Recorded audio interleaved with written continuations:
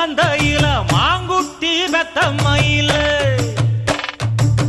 பொட்டப்புள்ள பிறந்ததுன்னு பொலிகாட்டில் கூங்குயில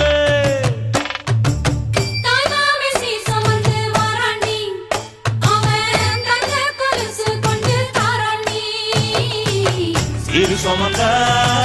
சாதி சனவே ஆறு கடந்தா ஊரு வருவே சீர் சுமந்த